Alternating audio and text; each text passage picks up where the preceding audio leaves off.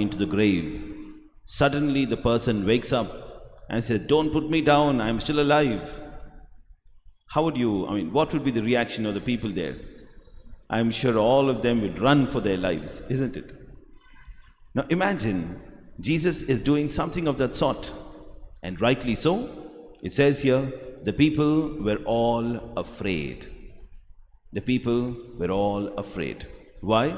Because a dead man coming back to life was unheard of, was not the experience of the people until then.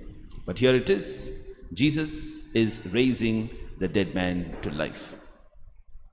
Secondly, we see that Jesus, why did he do this action? This particular act Jesus performs because he was moved with compassion. Moved with compassion. Yesterday we celebrated the feast of Our Lady of Sorrows, September 15th. Now, the sorrow that the Lord himself experiences is much more. I'm sure as parents, you would have corrected your children, when they are small. How you would have probably even given them one slap, you would have beaten them also sometimes. Now when you, give them a whack, to whom does it pain more?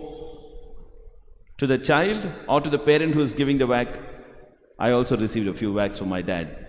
And every time, whenever we do something and we get we get a beating, after some time, Dad used to again, call us and, put his hands around us and explain to us, tell us why whatever we did was wrong and it deserved a punishment. Not because he loved the punishment, but because he wanted us to learn what it was. So he would always say, to punish you is actually more difficult for me. In other words, when God sees us suffering, it is actually causing him greater suffering. If we as parents suffer because of the pain that our children are experiencing, imagine how much more pain the Lord himself would suffer when he sees his children experiencing pain. That is the reason why Jesus was moved with compassion. It's not pity. Pity is ayo like that. But then compassion, meaning that he was, let's say, propelled to do something about it. So that's the very important aspect that we, all of us, should be able to understand. Because when we suffer, it's not that the Lord does not know our suffering. In fact, he suffers more than us, when he sees his beloved children suffer. And therefore, the Lord is always moved to action. So he is compelled. In other words, his inner self compels him to do something. That's the second aspect. The third aspect here, the Lord Jesus performs or does actions beyond our imagination. He's not somebody who is not able to rise up to the expectations. The Lord is someone who goes beyond our expectations. Why? Because he is the all-powerful, the almighty, the everlasting, the supreme. There is no one who is greater than him. There is no one who is more capable than him. Absolutely not. And therefore, whatever the Lord can do is always beyond our imagination. We might expect, Lord, do this for me. No, do this for me. I'm sure many come to the shrine because of some particular intention. Could be whatever the intention. So therefore you might say, okay, Lord, or Saint Anthony, 9 weeks I will come, or 9 Tuesdays I will come, or 9 months I will come. Something like that you might say. And you might want something. Sometimes, many times, yes, your prayers are answered. But sometimes when the prayers seem to be not answered, is it that your prayers have been in vain? Certainly not. I believe the Lord is working in ways beyond our comprehension.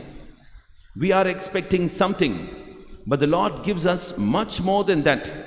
And at that particular moment, we are not able to understand that extra. And therefore we feel the Lord has not heard my prayer. But in reality, the Lord has heard much more than our prayer. And He has already given us whatever we are asking, but then He has given us much more. And because He has given us so much more, we are not able to actually understand as to how much more the Lord has given to us. All those people who were gathered there around this widow, it says there were many people from the town, because he, the man who had died, was the only son of the widow. And all those people must have been there to express words of comfort. So they must have expected Jesus and His disciples also to express words of comfort.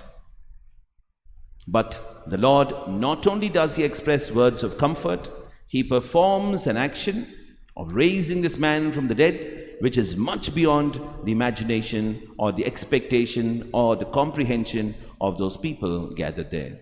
This is how the Lord deals with anyone, especially His beloved children. So therefore, when we approach the Lord, undoubtedly the Lord is always moved with compassion. And especially if we are suffering with something or the other, certainly, no doubt about it, the Lord is moved with compassion. And He does things beyond our imagination, so much that we are not even able to understand probably fully the working of the Lord. And at such times, for us to be able to surrender ourselves to the Lord and say, Lord, let your will be done. I think that is the best that we can do in those situations. So when we are struggling, when we are suffering with something or the other, while we surrender all those problems or all those anxieties to the Lord, our only prayer at the end of it should be, Lord, let your will be done. And by all means, 100% certainty, the Lord will do something. And when He does things even beyond our imagination. And then we can probably ask the Lord for greater understanding, for greater clarity, so that we will be able to appreciate and we'll be able to see the working of the Lord and thereby glorify Him. Asking the Lord for these graces, we shall now continue with this Eucharistic